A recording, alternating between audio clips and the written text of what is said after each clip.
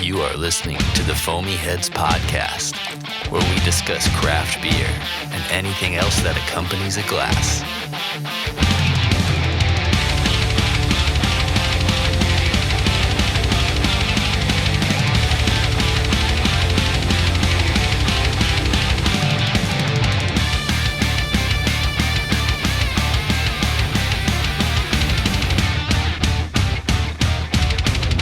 It is the Foamy Heads back in the studio. Mitch and Rich hanging out on the mics today with our special guest coming up and joining us in just a few moments. Whether this is your first happy hour or you decide to come back for another round, grab a beer, sit back, and relax. Follow us on our social media pages, Facebook, Twitter, Instagram, at the Foamy Heads. Then head over to our website, www.thefoamyheads.com, to check out all things foamy. While you're there, hit the beer blog to see our thoughts on some of the less available brews that Mitch and Rich have been drinking lately. You can also find all of our episodes archived on the website as well. If we don't broadcast to your favorite podcast app, hit the Contact Us page and let us know. Mitch? Yes. What's up? It's been a busy work day today, so I'm glad to start drinking beer. Yeah. And it's Friday. It is. It is Friday. It's been a long-ass week. Yeah. I know you've got a lot going on with moving stuff around, stuff like that, so I'm sure you're glad to just sit back and relax and have some beers today. Definitely. This is one of the last, I guess, recordings we're going to have in this office. Yeah, and then we'll be moving to your new studio probably. Yeah. That's awesome. It'll be a good time. I've been there once. Yeah, it looks more like a bunker than here. It really is down like underneath. You have to go Yeah. down the driveway and like around the corner. So It's an office building, maybe 5 miles from here. Yeah. And it's from like the 70s. So it'll be good for the apocalypse, which we're yeah. inevitably headed towards. Yeah. The carpet's already ready for more spilled beer. We'll put it that way. That's good. There's some work to be done in that space to make it more lively like this one. We'll make it work. Yeah. We always do. Excited today. We have a special guest with us today, Emily from Highwire. Hello. All the way from, well, you don't live in Asheville, but No. you rep for Highwire in Asheville. Yes. Tell us a little bit about yourself. So I've been in the beer game for almost 8 years now. Started off as a beer manager at a liquor store in Murfreesboro. Did that for about 2.5. I was a local rep for Blackstone Brewing. Shout out. Still love the Hopjack. And now I've been with Highwire Brewing about 2.5 years, about to be 3 in January. Okay. And I can't believe it. It's already almost January. 2022. I know. Right, for the record. I'm still like emotionally like kind of going through 2020. And so it's just kind of like, how are we already here? I know. 2020 really dampened my timeline. Yeah. Because I'll say, last year I did, 2 years ago I did this one thing. Because 2020 You don't was need 2020 is a blur. Yeah. Nobody wants to live through 2020 again. Nah. Yeah. I don't think. Obviously, if there were some things we could do to go back and do differently, we probably would. That might help us avoid the situation we're in now. One thing in 2020 that was good for me was that nobody got me sick. Yeah. Nobody coughed on me. I was just home Lucky and bastard. healthy. Yeah. Not all of us here have that same story. That's true. Yeah. That's true. But yeah, working for a web-based company, you Everything's get to just stay virtual. home. Well, I'll Yeah. say this. Yeah. I mean, I was in the same boat as you, but I'm in all the places. I mean, Highwire was amazing to me. I was never laid off. I was never furloughed. The most I had 2 weeks of just doing halftime. Wow. That basically just was me texting accounts being like, hey, I know everything is bad right now. I'm here for you. And, kind of moving on from that, just trying to check in as I can. So I've been in, throughout 2020, 2021, I've been in all the places that they tell you, don't go to bars, don't go to restaurants, liquor stores, don't be out and about. And I haven't caught COVID yet, like knock on wood. Knock on wood. Now I'm vaccinated, so I hope I don't have to go through that. Right, exactly. Yeah. As soon as I said it, I'm going to be, I'm probably going to have COVID next week. But yeah, it's so weird how it, affected people. Yeah. It was always very just not, you couldn't tell. Right. It was, you could have been coughed on at the grocery store, could have touched a door handle. Who knows? Yeah.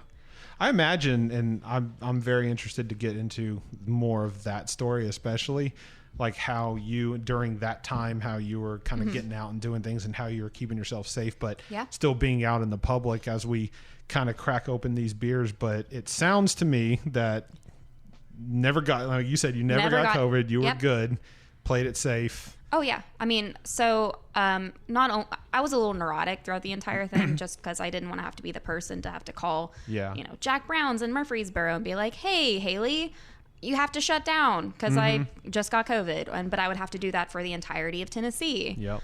So I would get tested once a month, twice a month if I got in contacts with someone. So I was not only doing everything, wear your mask, socially distance, whatever, but I was also getting tested a lot. Just to be extra safe and extra sure. Can't be too safe these days. That's right. While beer doesn't apparently keep you from having COVID, I found out the other day that just because you have alcohol in your system doesn't burn away the virus. We can still drink it tonight. Totally. That was a terrible, terrible way of saying I want to drink some fucking beer right now. Good segue. Well, that was terrible. I'm so sorry for that. It's all good. Yeah. Well, what are we drinking anyway? We've got 4? 4, yeah. I would start off with that Oktoberfest that I brought. Zrikusfest. So this is Highwire's Zrikusfest. It is available now in draft-in cans at your local liquor store or favorite bar. You can make me some money by asking for it. So this 6%, it's a gold medal winner, GABF in 2016 for Oktoberfest. That's saying something when you can win a GABF award, especially for something like an Oktoberfest, Yeah. since everybody does it. everybody. I still just, again, knock on wood, never have to sell pumpkin beer again. So. Oh man, I wonder. So I have seen some pumpkin beers return, like the Pumpkin, of course, and Southern Schlafly and whatnot. Schlafly. Yeah. Blackstone. I did not know you repped for Blackstone for a while. How did you not? That's where I went after Stones River. For whatever so my mind is saying you left straight from Stones River Total Beverage in Murfreesboro and went straight into Highwire, but that's God, that not would've the been awesome. case. No. Didn't know that. Well, you have to have that nice little, check mark on my resume. There you go. And Blackstone was an amazing brewery to work for. You were there how long? About a year and a half. Okay. Yeah. Okay. So it really helped me kind of get my foot in the door with, understanding what to do as a beer rep, kind of understanding more of the brewing process. And like we were talking about earlier before the podcast began, I thought I knew a lot. And then I became a beer rep, and then I realized I didn't know shit. That is most like I can attest to Emily's record. That is not true 100%. She knew a good amount about a lot of stuff. That's. But she ended up when you went over to Highwire, you now know lots about one particular brewery. That's true. So that's good. Which is, by the way, Highwire probably in my top. I like Highwire. They're I love those guys. Mitch and I have been to the Knoxville location, the new tap room that they just opened up. I've been to both locations, Asheville, Big Top, and whatever South the Slope. other South Slope. Yeah. Thank you. Yeah. So which one's the original? South Slope. That's what I So thought. that's the smaller downtown one, and that's where we do our sour facility. Okay. So that's where this big old bomber, the 750, came in. So nice. that's so we were able to, when we got bigger, kind of make that into our sour facility. We opened up the Big Top, which is our production. But now we have, let's see how many tap rooms. South Slope, Big Top. We have one in Durham, Wilmington, North Carolina, Knoxville, and we're opening up Louisville, Kentucky. Okay. And hopefully in the next couple weeks. Good I think for it's Highwire. Wow. Oh yeah, I mean it's the tap rooms are their babies. They absolutely love like being able to, have a state that's been treating Highwire really well, like Tennessee or Kentucky, and then being like, all right, we're here now. Yeah. We have a zip code. You got to buy even more of us. Yeah. The Knoxville location. Oh, yeah. That was the place where you and I had the cryo. It was the IPA. Yep. Highwire. Yeah, that was killer. It was awesome. Yeah. It was really good. I like cryo hops for whatever reason. I don't know if it's just the sticky, kind of like the super dense taste of hop, but I know it sounds cheesy, but it tastes like really ice cold to me. It's like the condensed milk of IPAs. Yeah. That's a good way of putting it. The condensed milk of IPA. Yeah. That works. Definitely. Zrikusfest, Oktoberfest, malty and crisp from Highwire. What's the ABV on this 6%. one? Okay. Wow. This okay. is my favorite beer that Highwire makes out of everything that we've ever done. Marks. I am an Oktoberfest freak. They're my favorite style overall. But I also think that as you get more and more into the beer scene, it's not all about how hoppy can I make this IPA, how stout can I make this barrel aged, whatever. It's more, do you have a lager? Right. Do you have a Pilsner? Do you have a Pilsner? Yeah.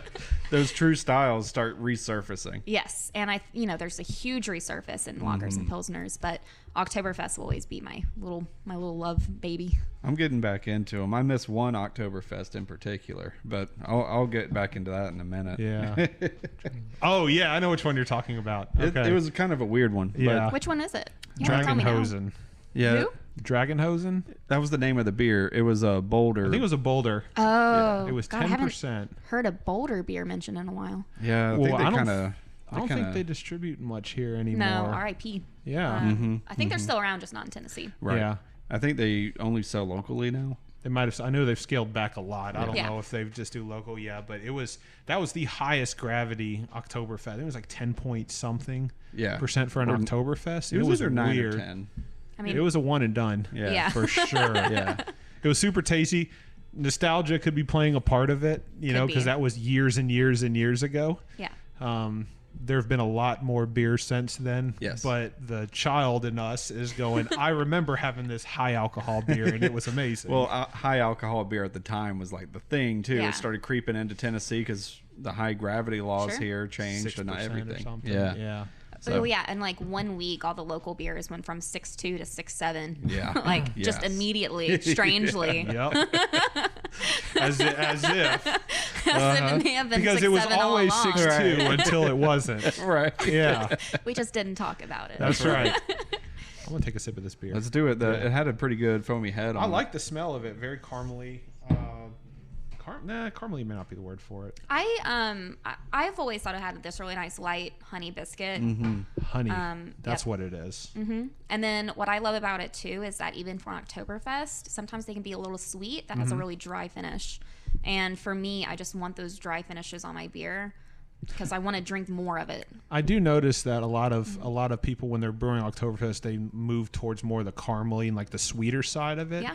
And that's not what originally, when I was drinking Oktoberfest, that's not what I was used to. So as these kind of started coming out more and more, they're getting sweeter and sweeter. I was like, that's not the Oktoberfest you were used to a I'm 10% one, so I don't know how much we can trust your. Good point.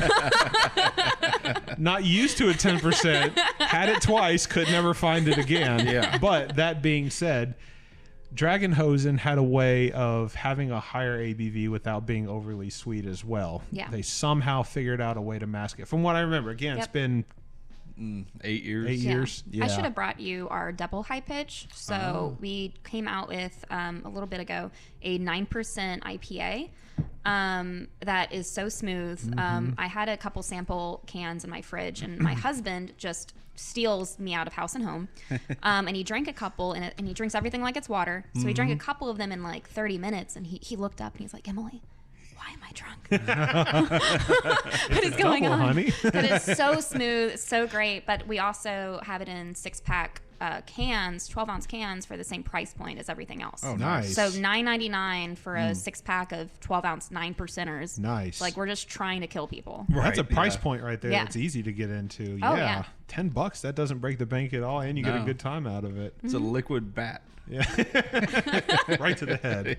You know, I've always thought that, we can have our cool beers that cost, $16, $17 for a $7.50. We can have our $20 4-packs. But at the end of the day, like, I know when I'm going to a liquor store, grocery store, I'm trying to find just a good beer that tastes fine and that I Yeah. can put in my fridge. Right. Yeah. Right. I agree. This fits the bill too, by the way. Oh, this I is love killer. it. It's awesome. Yeah. Yeah. Not overly sweet. You're right. The honey kind of Yep. on the end, but it is a drier finish. And I like that. I You see why it's my favorite beer, I keep right? having to Yeah. take more sips because I'm like, something doesn't taste right. Something doesn't feel right. Yeah. It's the dryness at the end going, just take another sip, just take another sip. So, It'll be okay. We call that in the beer rep industry depletions. Depletions. If you just keep drinking, that'll make us more money. There's an official word for it. Depletions. Yeah, I'm a professional depleter. You're doing the Lord's work over That's here. what I'm doing, man. I'm a depletionist. That's what I was put on this world to do. This is great, man. Yeah. love So this beer. Yeah. even the description on here, it matches it, just right. I almost wish it did say honey biscuit together, like like you said, because it really does. It does make me think of a honey biscuit. Well, for me, it's like, let's just make Oktoberfest year round, rename it Honey Biscuit Lager, be done with it. Let me have my thing. Yeah. Yes. And I don't understand Oktoberfest, like, and again, maybe I don't know, but it's odd to me that Oktoberfests are coming out in like late immediately July being and done. August and things like that. And what started that, I wonder, because 2 words. yeah, Sam Adams. that's okay. I think I know that. Yeah, because because back in the day they didn't have what was it? They had the Oktoberfest and they had Winter Lager, and then they ended up having to come up with something in between because one year they ended up running out of something early, so Probably they launched Oktoberfest. They launched Yeah. Oktoberfest early. They ran out of it. And then they had to brew something else, or they might have just jumped into Winter Lager. Okay, you're right. I had a feeling it was Sam Adams, but I didn't want to say that because I didn't know for sure. Yeah. Oh, Sam Adams. Wow. Well, I mean, it's a combination of a lot of things. If I can blame Sam Adams, I'm gonna blame Sam Adams. Okay. That's fair. COVID, Sam Adams. Any election that doesn't go your way, Sam Adams. Yep. Gosh, that's really good. This is one I could definitely keep drinking back to back. I want to drink the whole can, but I don't know if I should because I got. I have 3 more, as it turns out. Oh Christ! Let's get through the gamut. Yeah, Maybe we can. I'm gonna try to do good, but man, that's killer. I like that. One question, actually, a comment. You mentioned double high pitch. Yes. And there's a triple high pitch as well, and I enjoyed it for the first time the other night. Oh, that's And right. it is way different than double high pitch. Yes. And it's really good for the record. I'm not saying it's different as in not as good. It's a different kind of good than double high pitch, and which is already different from the regular high pitch just because I don't think it's just the change in ABV, but maybe it is. I don't know. But double high pitch to me was a lot easier to drink than obviously triple high pitch for various reasons, but it tasted different. Yeah. I don't know why that is, but it was really good. I saw your picture, but I didn't look too deep into it. I'll have to look back and see were there different hops possibly, or So the all of them have like a different variation of hops. They just all have like Mosaic as their base kind of hop. That way, like high pitch Mosaic IPA just has Mosaic and Centennial. Double high pitch has some sort of variation of a couple others, and then triple was like some cryo,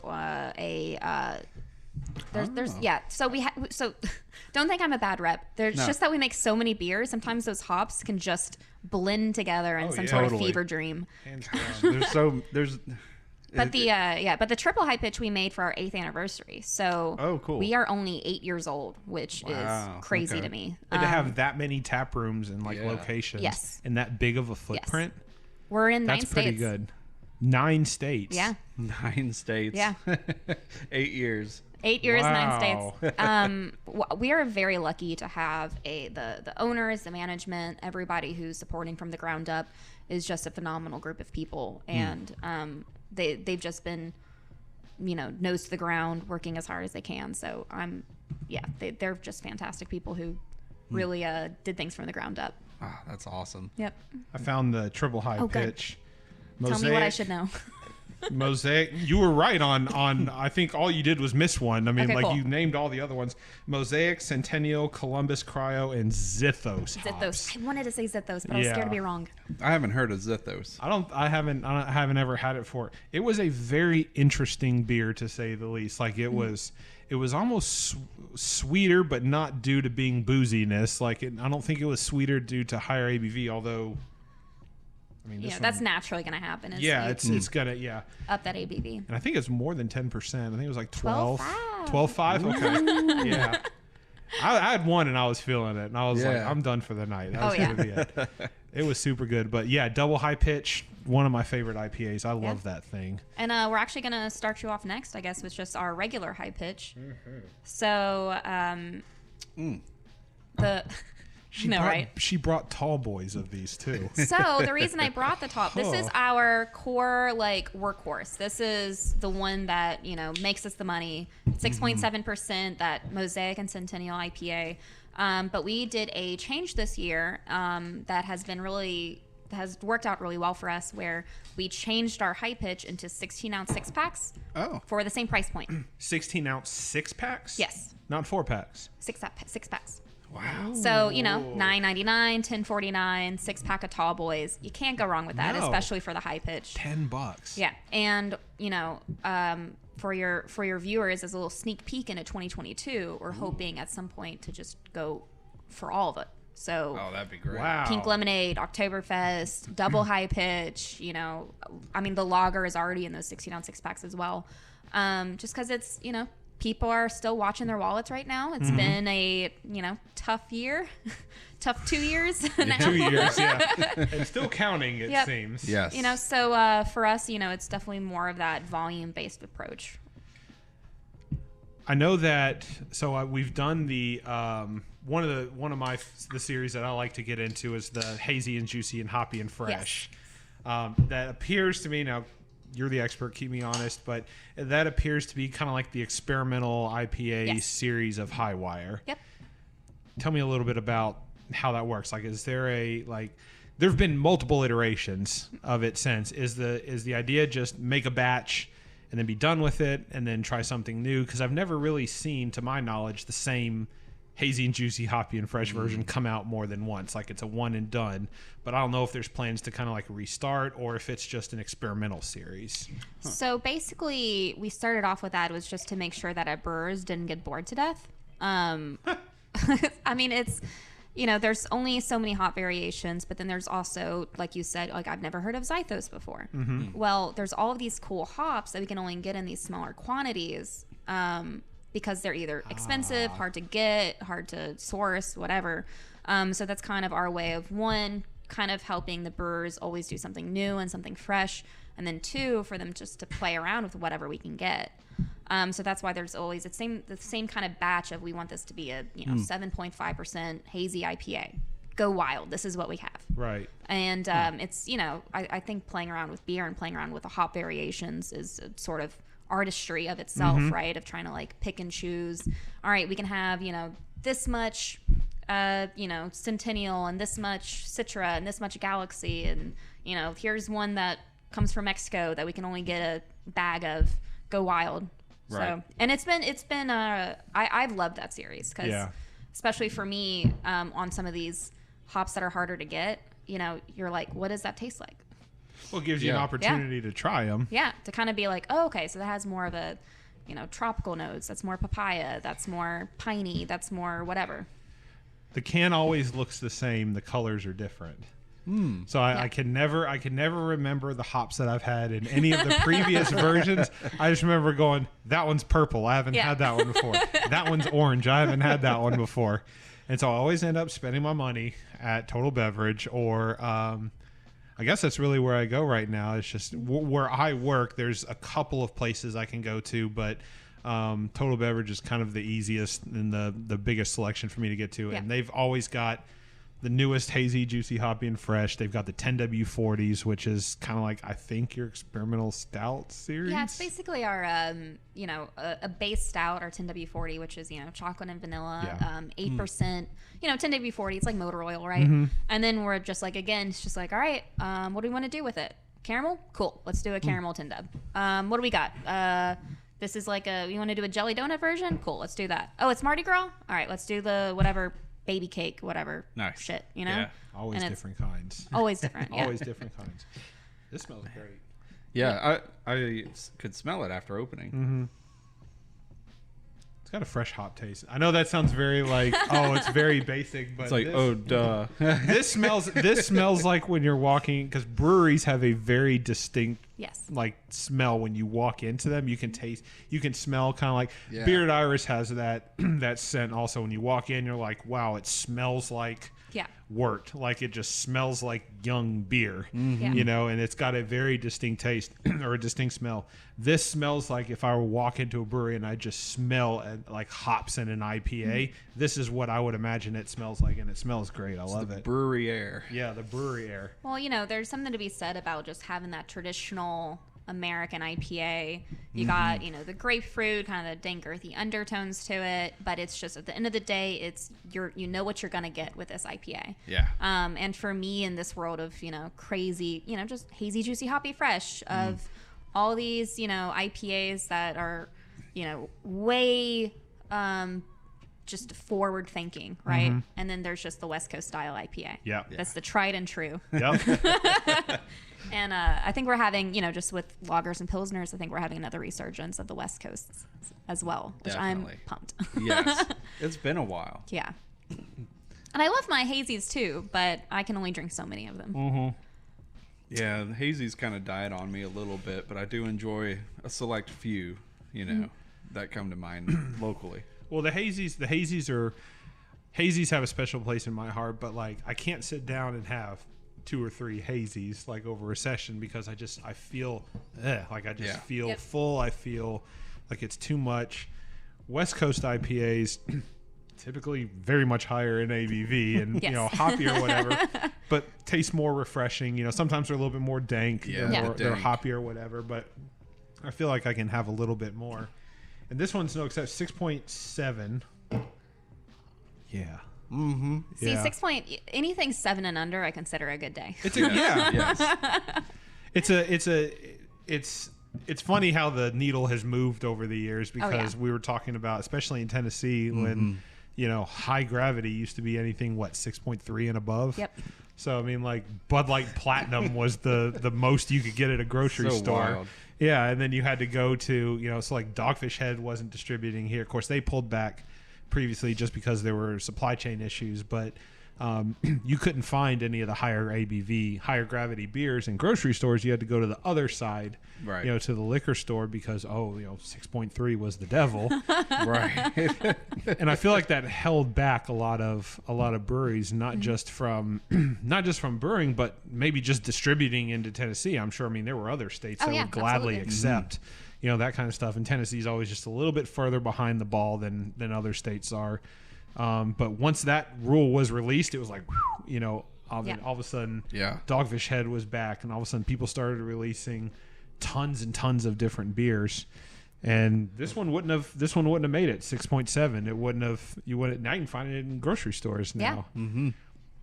It's a whole different world once that changed. It was very interesting. I was so used to going out of state to get the beers I wanted. Yeah. And we used then to I have was to cross over the Kentucky line to get like Dogfish Head Yeah. back in the 120-minute days. I took the long way and went all the way to Atlanta.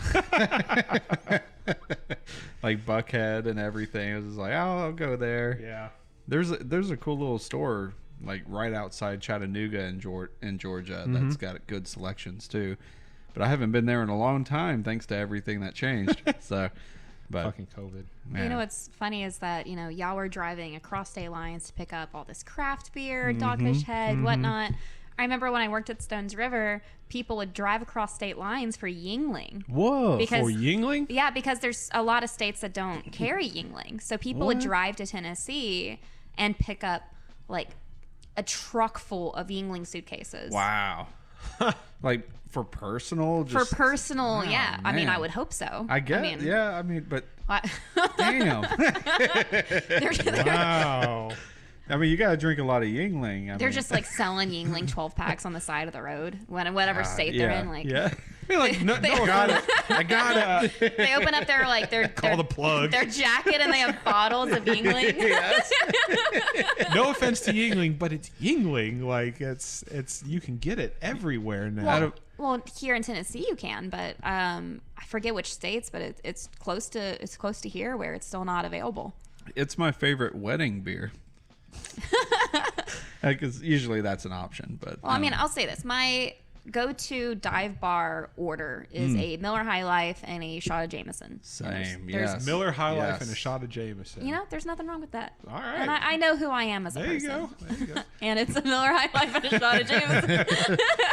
That's kind of like that goes all the way to my early 20s right there. Yeah. You know, it's like sometimes you just gotta go back. Yeah, hey, no shame. I think my go-to, because stay on that interesting subject real quick. Back when my go-to back when I was initially drinking craft beer was I'm trying to Blue Moon. And for whatever reason, wit beers hit me right back in the day. I just was, oh yeah, I love it. Give me an orange. And then I had one the other day. I was like, that's not what I remember Blue Moon tasting like. And I was like, maybe it was Shock Top. So I popped the Shock Top and I went, nope, that wasn't it either. Yeah, the last time I had a High Life and Jameson, there was a bar called Salvation, like in I can't remember if it was Printer's Alley or not, but I went there. I did the order, and when I had the shot of Jameson, some lady that towered me like by a foot was hammered and was like, "Jameson, that's a man's drink." And then the whole like body wobble is happening. On your chest. Yeah, I was like, "Yep." And went on my way, but I was just like, that person's fucked. Like, it was a wild thing. That club was weird. It was like a Nashville. I never knew it had a goth scene, you know. So Nashville has a goth scene? I don't know if it does anymore because older now, but old as fuck now. Yeah, but yeah, it was a fun little club, but it was just entertaining to see all sorts of different personalities in there. But yeah, I mean, there was like the little like wave dances, but then there was that person. So I was like, there's an eclectic group coming in here because some people are trying to figure it out. I guess it's right in a prime spot, you know, an alley with several other different shops around. So it's like, whatever, it's fun. So one of my friends really liked the club, so we were hanging out there, and it's just a fun time. I kind of miss those kind of random places now, but Nashville keeps changing. I don't know what's in Nashville anymore. It's weird. I mean, just throw a rock, find out. I know, right? You'll find something that's good. Yeah. WhiskeyReviewer.com has 5 beer and shot combos you need to try. Okay. Jameson and Miller High Life actually made the list. Really? Do you drop it in there and chug it, or do you do one I'm not a after monster. the other? Okay. Oh, I'm sorry. No. Like I have Emily's about to come across the table over here at me. I'm a sophisticated individual, Richard. I'll bring out my little pint of Jameson right now. Go. Okay. All right, what are they? I'm curious. Well, okay. So number 1, Sam Adams Summer Ale and Basil Hayden bourbon. Basil Hayden. Yeah. Basil Hayden is my like bottle that I drink if I have old fashions. Oh. I like basil. Yeah. I wouldn't say had it. I would be like, you know what would pair really well with this Basil Hayden? Right. Yeah. Sam Adams. Blame Sam Adams. Keep going. Number 2, Founders Porter and Lagavulin 16 year. How would you disrespect Lagavulin like that? I love Lagavulin. But Founders Porter and Lagavulin. So that's number 2. Interesting. Number 3, Sierra Nevada Pale Ale and Maker's Mark. Oh, done. Yeah? Yeah. Absolutely. Okay. That would have been great. I probably would have replaced Maker's Mark, not because I don't like it. It's a little sweet for me. Okay. But I would replace it with Four Roses. Maybe Angel's I like Envy Four too. Roses. Yeah.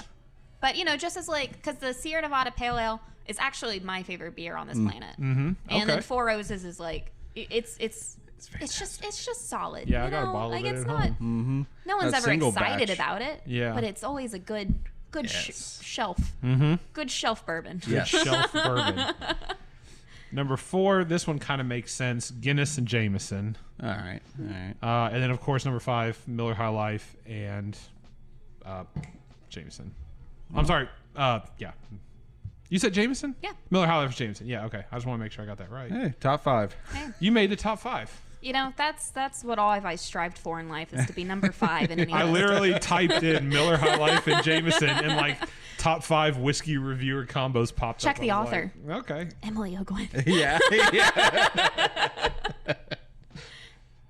I like this beer. This one's really good. It's an easy drinker. For 6.7, it's yeah. really easy to drink. No, if I drink 2 for lunch, my day is ruined.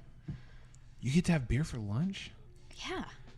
It's liquid I bread, did a great job, That's man. true. It's like peanut butter and jelly sandwich, except instead of bread, it's beer. Yeah, It's really good. it's got like malty, hoppy, and a little bit of dankiness in it. I enjoy it. IPA dry hopped with Mosaic and Centennial. And it's about 75% Mosaic, 25% Centennial. Only because those 100% Mosaic beers can be a little chewy. Mm-hmm. So that Centennial really helps balance it out. Nice. Centennial hops have a very unique flavor. Yeah. I have found. I've had a couple. I'm trying to remember. I've never had a single hop Centennial beer before. Founders used to make one ages ago, and I don't know if it's still around. That's true. It was literally just called Centennial Yeah. IPA, Founders Hop Yep. Centennial, right? Or Founders Centennial. Yep, I remember that now. Well, wonderful. And I really liked that beer, too. I have had it before, so Ah. once again, Emily's right. I'm wrong. The legend stands. The legend continues. What do you think? About time for a rinse break? Yeah, coming up on it. What are your final thoughts on this one? Ooh, it is very good. Dry hopped with Mosaic and Centennial. I taste both. For 6.7%, it's actually very smooth drinking. It's very easy to drink. Not that 6.7 is super high, but at the same time, there are a lot of breweries out there that can't seem to hide sub 7% alcohol beers. You know, sometimes you'll drink one and you'll go, ooh, that's a little bit on the boozy side. This one doesn't have that. No, it's smooth. It sneaks up on you for sure. I'm definitely feeling it. Obviously, we had the Oktoberfest first. Didn't have a chance to have much of a lunch today, so I'm probably feeling it more than I already am. But this one is really good. I'm a big fan. Yeah, I'll be purchasing it again very soon. And you can get it in a 6-pack of 16-ounce tall boys for $9.99. Yes, and I'll feel it after too, extremely. We'll take a rinse break. All right, we'll be right back. We're back. More beer. More beer. Yes. Always more beer. Pink lemonade session sour. What are your thoughts on this? It's not an IPA, so Richard's not happy. Yeah. That's right. Additionally, Emily has not steered me wrong ever. So this is a session sour series that we've done, and it was a rotating series, so we would do different flavors. And the pink lemonade version blew everything out of the water, and we were like, why are we, stepping over $1 to make a dime? So this ended up being a full core year-round beer. Oh, yeah. I saw that. I was looking at the website, and I pulled up the calendar. And High Wire Beer Calendar 2021 from March to December. Pink lemonade. Yeah. I was like, it must be good.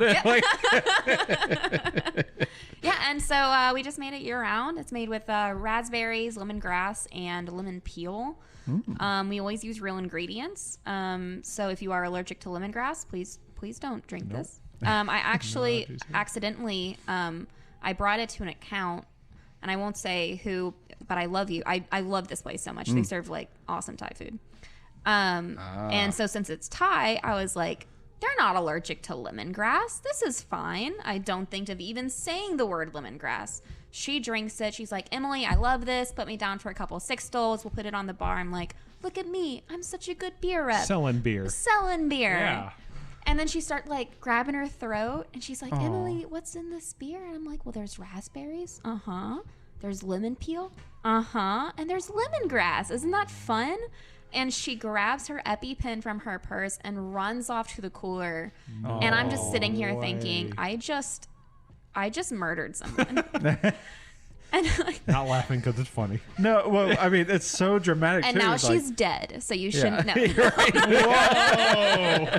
No. She's perfectly fine. She texted me later and being like, hey, Emily, love you to death. We're Don't worry good. about it. We're good. I think she probably likes me more now that I almost murdered her. But, if that's not the most telling sign that we actually use real shit in our beer. Yeah. Right. then, like, of me being able to, no, I almost murdered someone. Yeah, So there's no it's- better truth than Yeah, that. it's not just an extract. It's or like some sort of Real fake lemon whatever. peel. It is. It's in there. It's in there. High Wire probably hates me telling this story, but I love it. It's like You can't account for everybody. no, yeah. I mean, So. hopefully people read labels. Exactly. Oh, So now Yeah. cool color. Beautiful color, right? I'm gonna, and you can choose to say you're gonna have to find out on your own, Richard. But Is this sour or is it tart? Tart. Okay, because I can do tart. Yeah. There have been many sours that have been on the tart side, which I can handle, and typically, historically, I keep saying I don't like sours, but every time we end up having a sour on here, I end up really liking it. Well, so it's possible that what? Well, those definitions are a little further apart than we thought, too. Yeah. So, whenever we talked, different people have different opinions about tart and sour. Mm-hmm. Sure. So, the general public will just say sour, but when you're talking to people who know like a more defining role of what tart versus sour is, it's always tart versus sour. So it's tart or sour or funky. Exactly. And then the funk department comes in and it kicks you. Tart or sour or funky.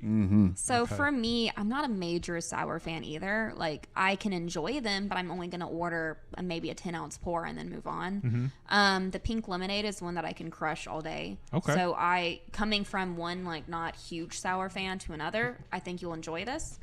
I just don't know how people can slam down these like crazy Super sour, funky beers. super funky without like a bottle of Tums, like just Yeah. at their side at all times. But this isn't that. No. This is You'll not like that. this. You're not Okay. gonna like this, but you'll like that. I trust when Emily says that. I really do. When she goes, you're not going to like that, but you will like this. Okay. The Pink Lemonade Session Sour Ale, Tart Session Ale, brewed with raspberries, lemon peel, and lemongrass. 4.2%. So easy drinker. Yeah. Super easy. Yeah. Well, and I think that I'm just so happy that sessionable beers are coming back in style too. I'm just talking about everything that I think is back in style. That's fine. Lagers and West Coast and sessions. Pilsners Yeah. are back in style. Yeah. Pilsners. Big time. But people want to be able to drink all day. Yeah. Yes. And so this kind of scratches an itch of like I want something sour and like flavorful, but I also want to be able to have a 12-pack. Yeah. Right. So, all right, I just want to see his face. Yes. You're about to. Balanced with just the right amount of lemony zip from lemon peel Yeah. and nostalgic Doesn't smell bad. candied lemon aromas I like the smell of it. from lemongrass. But also, everybody's palate is different, Yep. so it's okay if you break my heart. I would It's do only my career and how I pay my bills. And considering your 100% success rate with me is on the line too. I'm gonna try it. I'm gonna try it, Mitch. All right, go for it. Yeah. I'm surprised. Oh, 2, Ooh. 3. Hey, 4. 4. Oh. That is really good. God damn it. It's mild, right? Yeah, it really is. Smooth. It goes down easy. Pink lemonade Yeah. for sure. And it's that really nice kind of rosy pink color. You know how people order like a blue margarita at a bar and then suddenly 5 other people have a blue margarita? Same thing if you have like this like bright pink beer in your hand. Yeah. People are like, what's that pink drink? Give me that. It definitely it has that beer look to it, but it's got a pink hue to it. Yeah. Yeah. I think it's pretty. Yeah, it is a good looking beer. You would surprise people at a pool party with this. You know it's what I mean? great. Yeah. I brought it kayaking one time. It was perfect, dude. Yes.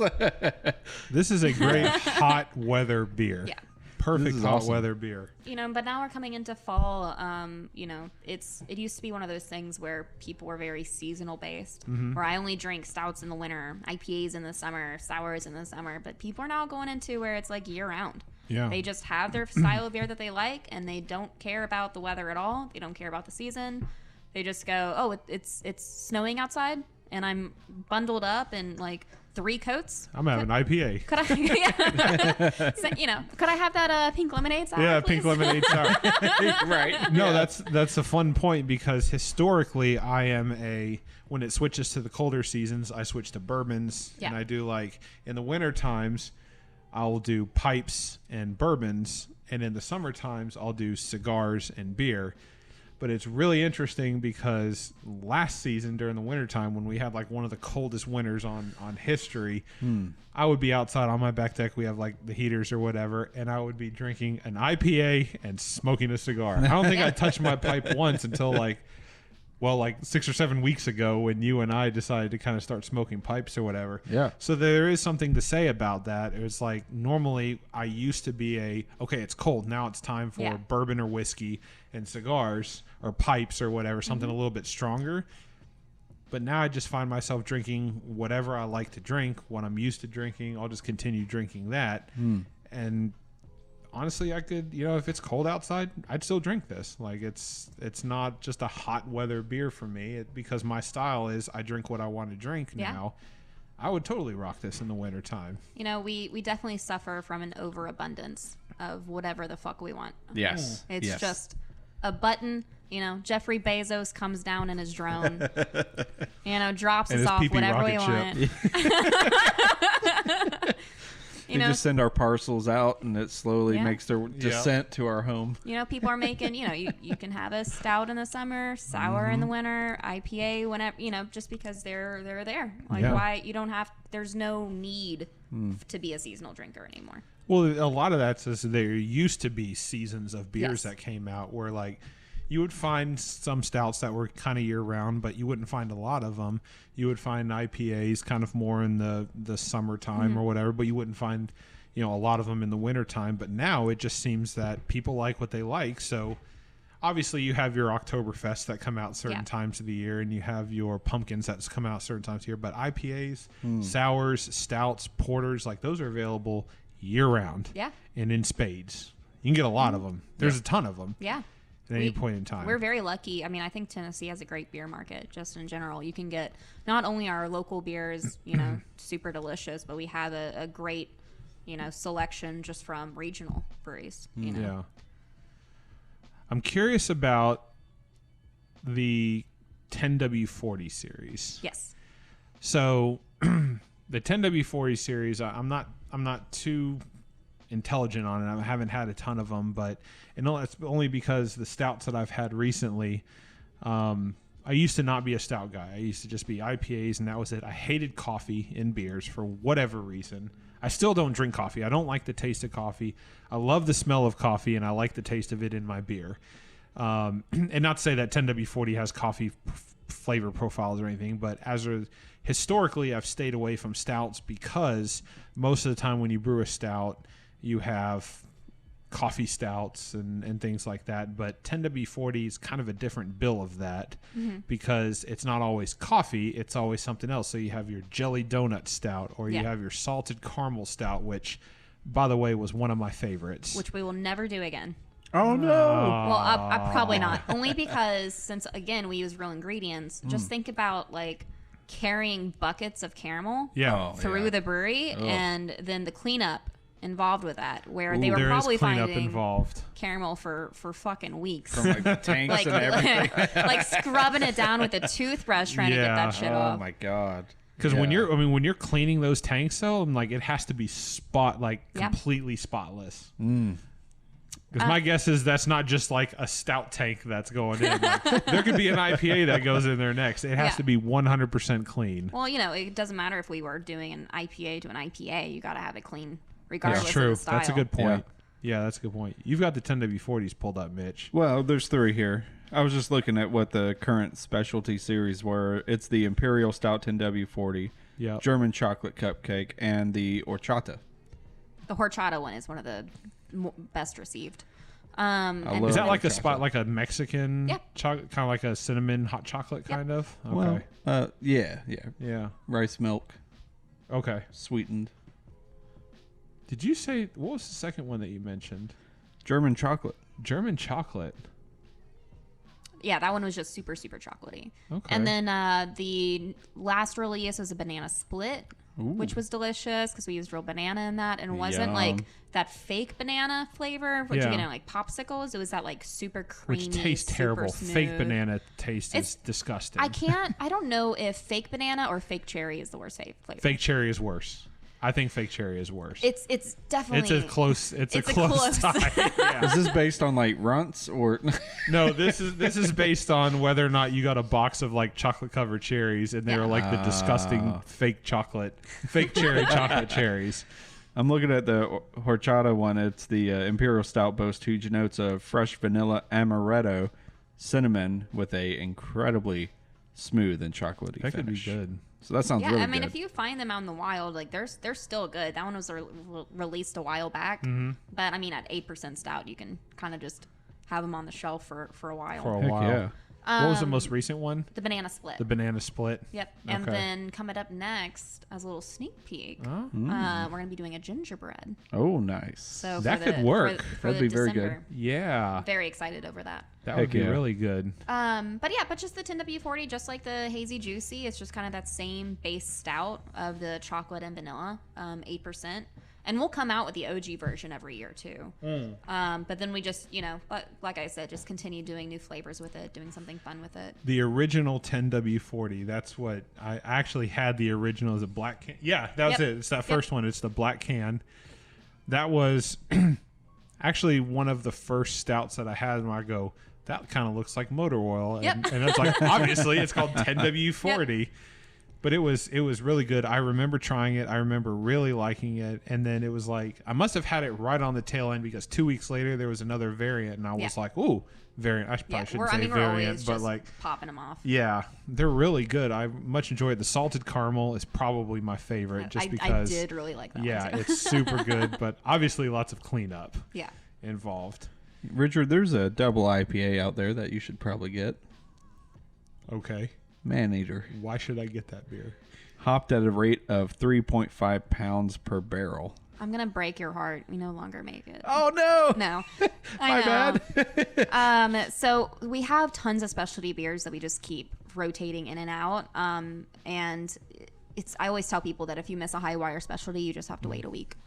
But because of that, we are always kind of like, all right, Maneater, it was fine, but we want to do another kind of iteration of a double. Or, like the Hazy Juicy is great, but we want to come out with a West Coast, like 10% version too. So we're just always trying to do new stuff, do new things. Totally. Kind of break that barrier of like what a seasonal kind of rotator should be. I mean, it is kind of monotonous after a while. Yeah. So I love shaking things up and seeing the new stuff. And you have to in the beer industry. Like even just like the zrikusfest is our old kind of labeling, and then like the high pitch and the pink lemonade are versions of our new labeling. And even just changing up what's on your can matters so much in terms of people like, oh, I've already had high wire. Right. I've had tons of high. Why would I? They're like, oh, I haven't had high wire in a while. With when you see the new can, suddenly you're excited about. Yeah. Well, there's something to be said about, especially in the day where there's so much craft beer. Like if you walk into a store and you're just inundated with so much beer. My guess is, you've got breweries that are doing just wild off the charts like can logos and stuff like that, where the Three Floyds is probably most known for just like you could put two Three Floyds next to each other and you would never know that they're made by the same brewery just because their can art is so different. And then you have somebody like Bearded Iris where it looks the exact same for every single can. The only difference is like the title and maybe like the color scheme. Yeah.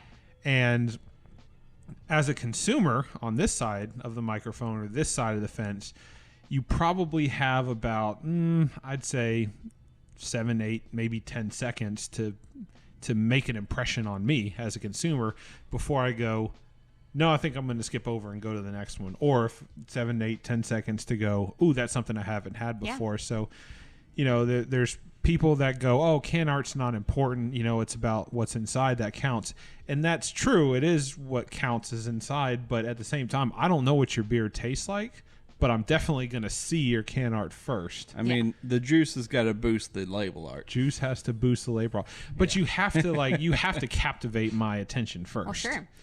And that's done by the can art. Yeah, absolutely. I mean, I say all the time, like, it doesn't matter how good my liquid is. Like, just with at the same time of having a beer rep in the market, we would be just as dead as if we had boring labels or, bad liquid. If someone wasn't there reminding you or reminding the accounts that then sell to you, being like, hey, Highwire exists, or any of my beer rep friends, hey, Wiseacre exists, hey, Rheingeist is here, hey, Tailgate just came out with a new beer, or Blackstone Seasonal just came out. Like, you always have to have someone always pushing your liquid to the forefront of someone's mind. Yeah. Or else it's just going to be, oh, well, I haven't seen the Highwire rep in a while. Like, we can just put them on the bottom shelf. Where you're maybe not even going to glance. I never thought about that, but my eyes do typically go towards the middle to the shop. I mean, obviously I'm a taller guy, but like at the same time, sometimes I just don't think to look to the bottom of the shelf. Well, it's human kind of mindset, right? You think the better beers are going to be eye level to up. you think that anything that's on the bottom 2 shelves are like, well, that's just the duds, right? I mean, do you come across that? Oh yeah, all the time. I mean, just by moving up the well, not saying that anything that's on the bottom shelf is a dud. It just happens. But you can definitely see a change in sales just from moving your beer from the bottom shelf to that mid-level shelf. It's like magazines too. There's a whole science behind how the human eye traces and digests. Like text on the front of a magazine cover, or inner fold and everything. Yeah. And if you think for a moment with the amount of money that's going through beer that people aren't like studying that shit right now, being like, now do we want to be on the middle shelf or do we want to be on the middle left? Or that's do a we real thing. Real, Wow. Yeah. I have a tendency just to look everywhere, but that's not everybody though. I do have blind sightings. You know what I mean? I can't account for everybody visually, so it's like can art, colors, location. Anything comfortable to grab typically is going to have a higher rate, and sometimes top shelf. What do you think when you hear top shelf or visually see cream a top of the crop? shelf? I mean, so that's true. I never thought about that before. I love reading about this stuff. It fascinates me. Just like how you go into a grocery store, the human, like the average human, is naturally going to go right when you enter a grocery store, and that's, guess what is right there? All the produce, all the greens, all the freshness. So you go into this fresh produce area, and then for the rest of your trip, you're thinking, this grocery store has really fresh items. Yeah. Subconsciously, my brain is thinking that. Subconsciously, you're like, this is a good grocery store. They have fresh shit on their shelves. And you know what they do? They always put the good shit right up front when I walk in. I go, oh, everything's the buy one, get one free. And I go, I need that, and I didn't know it. So I grab it. I put 2 because I only need 1, but I buy 2 because they're buy one, get one free. And then I go to the produce and spend my money. And then I'm like, this place is great. And then I end up spending way more money than I probably should. Oh, yeah. Some other stuff that fascinates me is like music in bars and restaurants. So if they're on a fast casual where they want that table in and out real quick, you know, boppy music, lively music, faster music, because they want you to feel like, all right, I'm on a time limit here, because it's like, I don't know, because you're feeling that music. Then if you go to like a fancy restaurant, then it's like really slow, violin and classical menu, because they want you to stay and be like, man, I think I really do want that $18 dessert. Yeah, I really want that second bottle of, you know, $80 wine. Do you remember Rousson's? Yeah. You remember the music? No. Oh, damn shame. But I don't remember spending a lot of time in there, though. So blue lighting, and oftentimes they had like European electronica or similar music going where you're just kind of like, I don't remember going in, sitting down, and going, I could spend hours here. No, we were in and out. We'd sit down, we'd order some rice balls, sushi, and all that, and like we were done and we left. That was the main colors red? No. Because that's why like McDonald's and Wendy's and that's true. That's true. You know, all of them are like red labeled because that's like it gets you hungrier. Yeah, that's very true. This is blowing my mind. I know. Right I love it. Not 3 beers in. Don't do this to me 3 beers in. This is. I just bring out a insane. joint too. Yeah, I'm smoking at this point. This is wild, man. Well, I mean, you know, with the business, everyone's business. I mean, I'm not saying that all restaurants or all businesses are just terrible human beings, but the business is people, right? So they're going to have whatever studies that they need to be done to see how are we going to make more money off of one person forever. Right. Exactly. How do we keep gaining? Yeah. So, I mean, a lot goes into it. It is a fascinating study. It is. Mm-hmm. Mitch, I pulled up my Untapped, by the way. You had Maneater? I've already had Maneater, yeah. What'd you say for it? Well, that's a weird name, but holy crap, this beer is hoppy, slightly boozy, and juicy too. # contains alcohol. Oh, yeah, because it kind of looked like a energy drink. Okay. Yeah. That must have been what it was then. Oh. We do the same on our 10W40 series too, because it's a very like what's the word for it that I'm looking for? Just like kind of like a. Oh, the can actually says contains alcohol. Yes. I expanded the picture, and so that's probably why I put the #. Well, I mean, it has the energy or the drink labeling for energy drinks. Think Red Bull, for example. Yeah. It's got a solid color base typically. Yes, that's what I'm talking about. Yeah.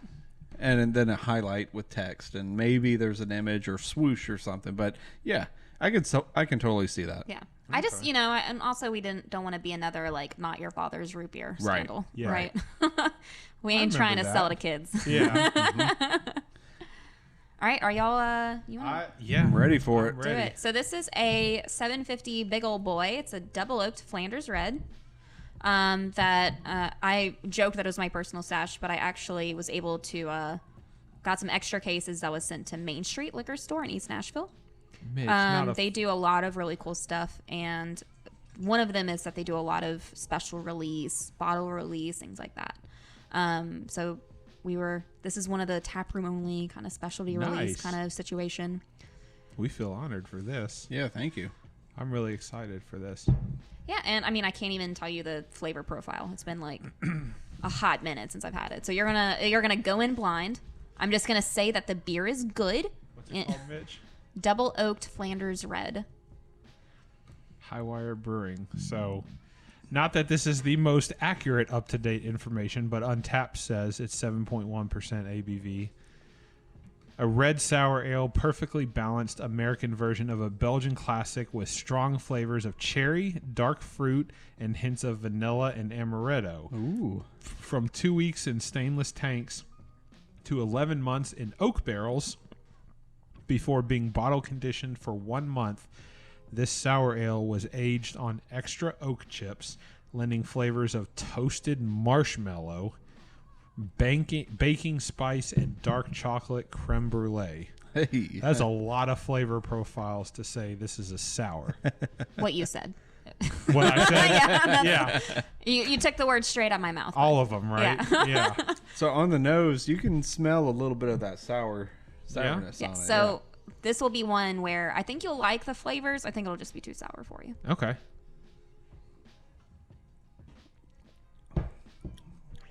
There Do a is little- sourness, but I think you can handle it. Okay. Give it a shot. It's twangy. Yeah. It's that. Huh. What do you Okay. think? More It's oak. sour. Yeah. It's definitely sour, but there is. It gives me. She's looking at my facial For expression. listeners, Yeah. Richard had a reaction to that sour note. It ends sour, but I think and I don't want to say it saves it because that indicates that it's not a good tasting beer, but that's not the case. It's a good tasting beer, but I think where it keeps it from just going into overdrive is somewhere in the middle of that taste. There's a sweetness, and it could be that creme brulee or maybe a little bit of marshmallow. There's something in the middle that says, I'm going to allow that sour flavor profile to continue, but I'm not going to completely just take over and kick you in the face. I'm going to come through with a little bit to kind of help even things out. I don't taste the oak. Really? No. No. Maybe on your second sip, it's a little stronger. So, they do have a chart here of sourness, color, and funkiness, and it's all pretty median. Okay. So this is a milder kind of like, I'm going to say Flanders Red. I don't know that for sure, but It says Flanders Red. Sour Yeah, it's a Flanders Flanders. Red. Yeah. but the double oakiness, I do taste the taste the oakiness because it's I got to take a third sip here. I'm probably going to sound really bad and like an amateur by saying this, but like this is not tart, it's sour. Yes. Like and there's no piece of me that wants to compare this to like the pink lemonade me. by any means. Did it get you? It got me. Oh, okay. But it is a very different tasting Yeah. sour than what I just had. Yeah. The pink lemonade was tart, which typically I don't associate with sour, but this is the sour that I'm used to experience. But that being said, there's some sweetness in the middle of it that kind of balances out, so it doesn't make it it doesn't make it intolerable. Like it's easy to drink. There's a difference between like a sippin' sour and then a Sharon sour. Yeah. And this is a Sharon sour for sure. Sharon sour? Yeah, you like share the bottle because there's no way you're gonna drink the 750. I couldn't by drink yourself. all this by myself. No Yeah. way. The so the oakiness for me is up front, Okay. and then it kind of lingers after you've let it roll off. Okay. So, My ignorance is kicking in here because I don't know this stuff. I mean, I'm not great at it. I mean, I've Better at it than I am. When Yazoo had its first Flanders Red release, and it was a beer share, I had a lot of weird funk beers. You embrace the funk Dude, series? yeah. There was one funk beer in particular that murdered me. I was not ready for it. It had a real death label or black metal label to it. I can't tell you the name. I don't remember. It's been too long, but I'd never want to experience that one again. But anyway, this one says on house. You can just say Brett. You don't have to try Brett. and pronounce that word. I always butcher that one. I don't say it enough. No, I like I said, I've been in beer for a while now, and I still just say Brett. I'm not even going to try. Sometimes it's hard for me to pronounce normal words. I'm not even touching that. Pro tip. The extension of the word Brett, is that what it is? Yeah. Brett yeah. I know which one you're talking about. And then 2 months on oak chips. So, we've had heavy kind of oak chip smoke before. I can kind of taste it a little bit now. I think the initial flavor, the initial sip, just kind of I didn't know what to expect. Right. So I'm looking for super sour. I'm looking for all that, but the initial taste was sour, but then there was a little bit of sweetness there to help balance it out, and I didn't really quite know what it was. But there's something. Maybe at the beginning? Is that what you said? Definitely, yeah. Okay, maybe that's what it is. It's up front with the oak. Yeah. You know how there will be movie quotes where people are like, "This is the best movie of all time," and it's from whatever celebrity. I'm just gonna have all of our sales sheets for all of our big sours. It'll just say, "Huh." Richard from the Foamy Heads podcast. Yeah. And then I'll be like, that's all you need to know. Best review ever. Richard says, huh. Yeah. I it's good. Good. It's not it was what I was expecting. Yeah. From a sour standpoint. This is the sour that I typically stay away from. Yeah. But and I sound like a broken record, but I think what I go back to that makes this easier to drink is the sweetness in the middle. That kind of says, if that wasn't there, then it would off the cliff for me. But there's a little bit in there that says, I'm going to help you along the way, Richard. I'm going to help you by, it's going to end sour, but I'm going to be here a little bit to kind of keep it from just completely taking over your palate. You know what I think helped a lot in this too? It's the fact that you drank 3 beers. 3 other beers before then? Before cracking that. Probably right, too. Yeah. I know how to get the best review. Yeah. So get them drunk first. Tell her your first experience with a sour or funk beer. Funk beer. Oh, okay. So I bought my first house in Hermitage. Congratulations. Well, this was years ago, but thank you. Still? Still, congratulations. Now it's probably worth $1 million. Probably, yeah. I should have sold it today instead of 7 years ago.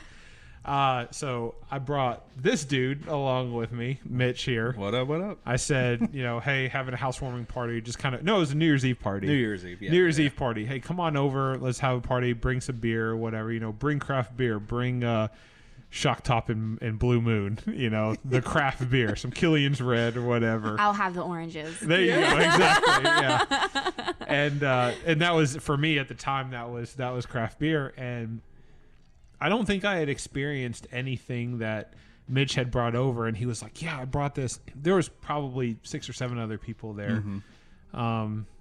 And Mitch was like, yeah, I brought this beer from Yazoo. And I'm like, oh, Yazoo, they make that Gerst beer and all that kind of stuff. Yeah, I'd be interested in trying it or whatever. And it came in kind of something like that. It was just a big 750 milliliter bomber, and it had the cork top on it. I was like, that's weird. I've never seen a beer look like that before. It was an Embrace the Funk Yazoo beer, and he didn't tell me that. So, well, it's on the label. Did you poured it? I didn't have access to the label. So I think you poured a little bit of it for probably like 5 or 6 of us at the party. Yeah, totally. Every single one of us took a sip and went, nope. Yeah. Can't do it. It was the biggest reversal I've ever seen in beer. I was like, oh, shit. Mitch thought he was doing a good thing by bringing like a funk beer to the party, Yeah. but like none of us had ever the thing is, experienced that before. You did though, because Brandon Jones, his Embrace the Funk series, everything that he's doing with Yazoo is some of the best shit coming out of Nashville right now. And we were just early. And you're just That's all it was. We didn't know what was about to hit us. You're coming off Killian's Red. Yeah. I just finished my shock top going, sure, Mitch, I'll take some of this beer. So you're mixing the fact that most of us are having either Miller Lite or like a mass distributed wit beer. Or a Sam Adams and a shot of basil. Sam Adams and a shot of basil. And then coming on to some sort of a funk beer that no one's ever had before. Yeah. Sure. Yeah.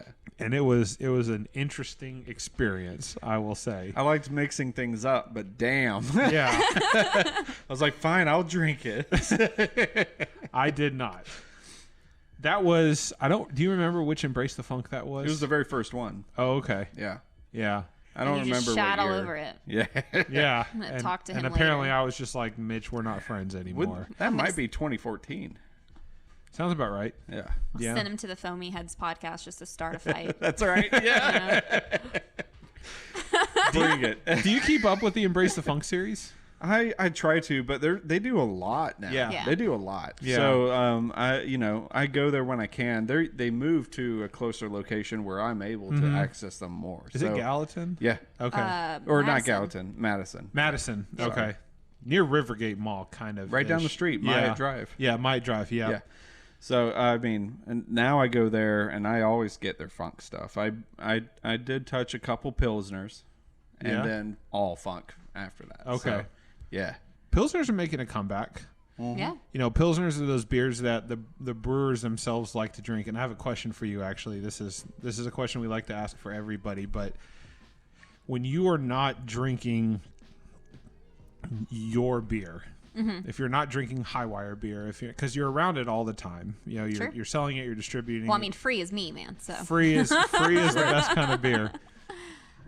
What style of beer are you drinking? What's your preferred style, number one? And number two, if you're not drinking Highwire, what's your go-to?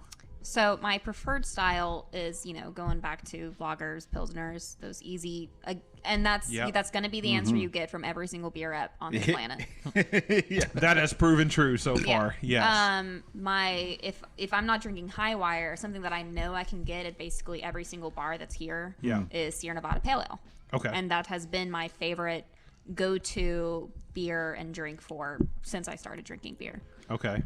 It's just fucking good, and you can't go wrong with it. It's just they pioneered that style, and they did it correct.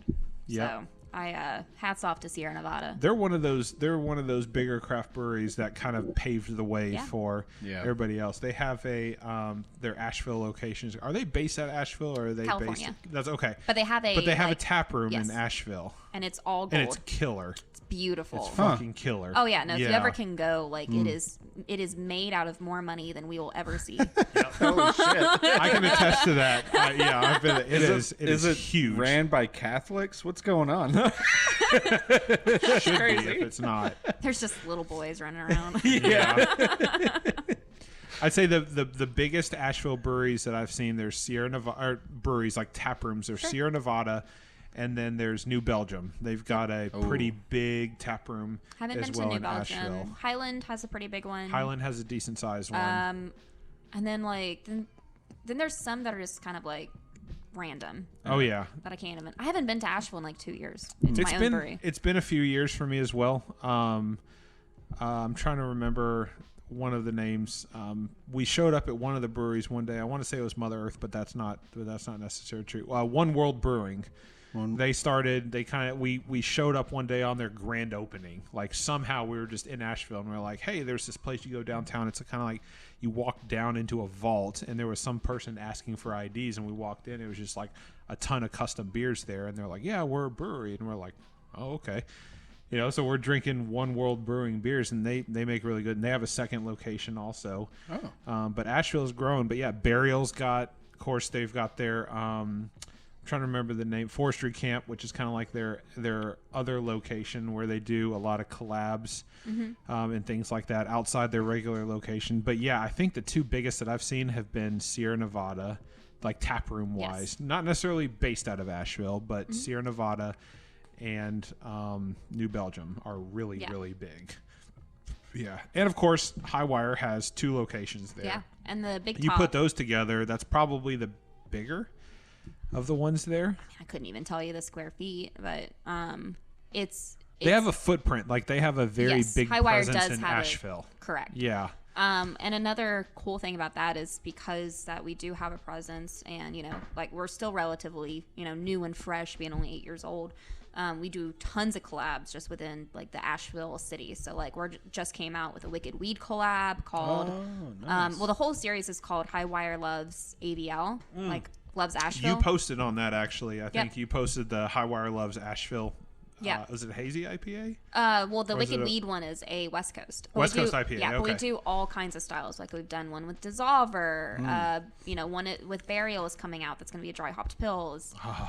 That would be killer. I definitely want to get my hands on that Yeah, one. that would be great. Zilicoa. I All of love these, those guys. It Zilcoa makes beer such makes good beer. really good beer. Absolutely. Yeah. So it's just we are in this great beer community where we have everyone helps each other out, and there's such a great camaraderie.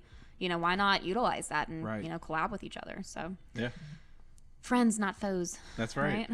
Fucking Yes. Highwire, man. Yep. Doing Rocking big it. things. Yeah. Yeah. What do you think of this one, Mitch? I love it, man. It's got all sorts of different palatable kind of like twangs and tastes and subtle flavors. It's a little complex to me. I'm not, I used to drink a lot more than I did now or do now. So the not the liquor. That I always think Jim Leahy. It's the liquor is getting The beer's hitting. Yeah. But yeah, it's just it's hard to think now. But Yeah. it's one of those things that funk beers always have a plethora of flavors to run through. You have a few you expect, and then you got visitors. So this one's got Yeah. a nice group, and they play well together. And the more you kind of let it meld together, the more of those subtle flavors will come out, the more complex flavors will come out. It won't be just this like crazy one or the other kind of deal. Right. Beer is just fun. Yeah, it's just it so is. much. It's just so much fun. Yeah. And I'm really glad that I actually liked this beer. I know. I poured was the very- rest of it in my glass. No, that's okay. I still have a little Okay. bit left. When we were communicating with Emily, and she was like, "Yep." So just to let you know, I've got the high pitch Mosaic IPA, and I got the zrikusfest oktoberfest. I'm like, "Yeah, off to a good start." And she's like, "And then we've got the pink lemonade session sour," and I was like, "Okay." And then she's like, "And then I've got a 750 of the double oak Flanders red," and I go, "That one's gonna kick my ass. I just know it's gonna kick my ass." Like I will try to push through the session sour, but that that double oak is really gonna kick me. The Flanders red just typically doesn't work well with me. This one's actually not bad. I think Like, the I double like oak it. is paying you favors on here. Paying me favors. Yeah. Helping Okay. you get through it. Yeah. All I know is that whenever someone says they don't typically like a style, but I actually really like it, or I actually like it, that's a big compliment. Yeah. For some It's reason, good. it's people always, it's always that one word that they actually like. They can't. It's the word actually. Yeah. Yeah. Because people can say all day, it's not bad. I Yeah. like it. It's not bad. But when you say you actually like it, like Yeah. you're taking the time out of the sentence you're Yeah. composing to say, this is good. Yeah. And this is really good. It is. I actually like it. Is this the first funk category beer that you're giving that plaque to? Yes. You heard it here, folks. Yeah, first. The one and The only. one and only. Highwire. Yes, because I've had I've had a couple of other funk beers, some other sours, not necessarily tart, but like funk beers. Yeah. And then I've had some Flanders red that typically doesn't agree with me. But this one, I don't think I drank half, but I probably drank a good third of it. I would say Probably more of than what a third. I got. Yeah. And I plan on finishing it. So That's a that's really compliment. good. That's all I needed from you. But Emily has never steered me wrong. Even though we don't have the entire history on this episode, Emily and I actually go historically way back, and she has never steered me wrong on beer. Could you call my husband and tell him that I've never steered you wrong? Absolutely. I would love to do it. But I will admit, when we were emailing back and forth and she brought the beers that she said she was going to bring, I was like, tonight might be the night, but nope. You got worried. Not yet. She has not steered me wrong yet. I think it's great. Closing thoughts on that one, Mitch? This one takes you through a nice little journey. It's a calm walk through the forest is how I'll call it. Okay. It's Calm really walk nice. through the forest. Yeah.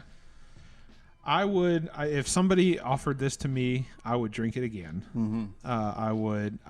You actually like it. I actually like it. I couldn't drink a whole bottle.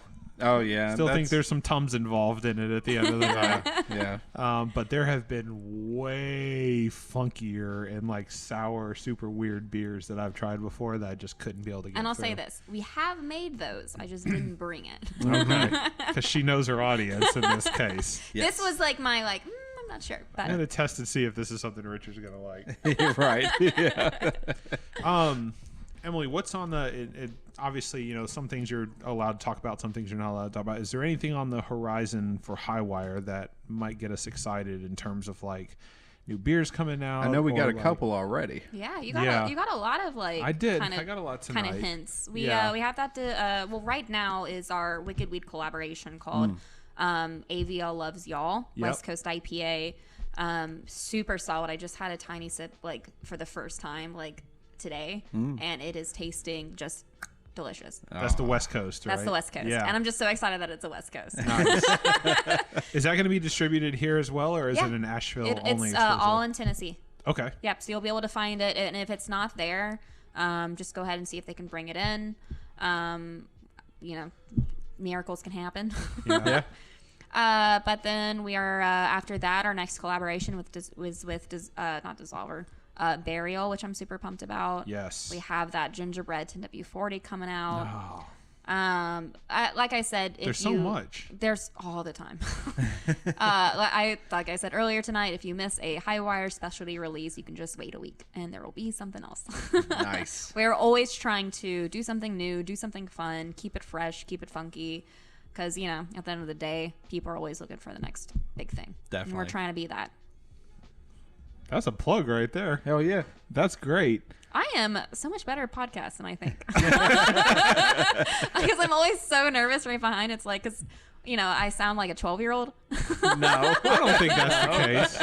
And so it's like, what is this child doing talking No. about beer? Now I'm interested to hear the post-production to see what Emily sounds like over the microphone. She needs just to go back to middle school. Go back to middle and school? pray a little. Yeah. And no drinking beer for you. Oh my gosh. Good old what is it? The belt buckle of the The South. belt buckle, Tennessee, man. The Bible belt of Yeah. the belt buckle of the Bible belt. No, I think we had a good time tonight. We ran through 4 beers. Yes. We started out with the zrikusfest, oktoberfest. Mm-hmm. Available now. 2016 GABF, 2017 GABF,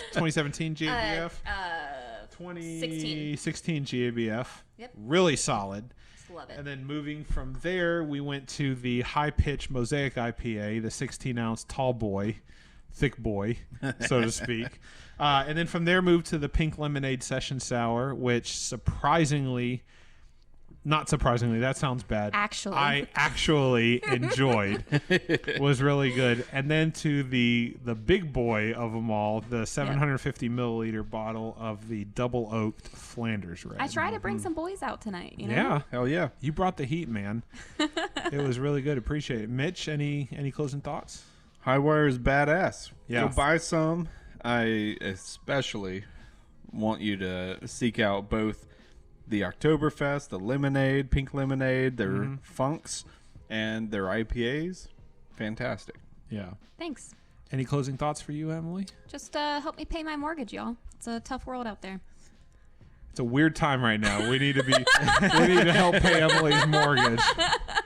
No. Keep buying beer. It was a pleasure being on this podcast. Y'all are fantastic. Richard, I was just so excited to catch up with you. Yeah. And you know, it's always fun to talk about beer with like-minded people. So yeah, absolutely. Always appreciated. No, thank you very much. We can't thank you for coming out tonight. I know it was a little bit of a drive for you, so that's fine. It was a good time. I actually like y'all. So. Well, there you go. She actually likes us, Mitch. Woo! 4 great beers, lots of good people around here tonight. It was just a good time all around. It couldn't have found a better way to end a week. So that's right. It was just a good time overall. Thank you, Emily. You've been awesome to us tonight. You've been amazing. Everybody, if you're not drinking beer, start drinking beer. If you are drinking beer, keep drinking beer. Shit, I've had too much beer tonight. Here we go. If you've never had craft beer before, there's definitely a lot of the Highwire selection that can get you started into your craft beer journey and move you all the way up to the funk beers. So keep drinking that craft beer, and we'll see you guys on the next episode. Cheers.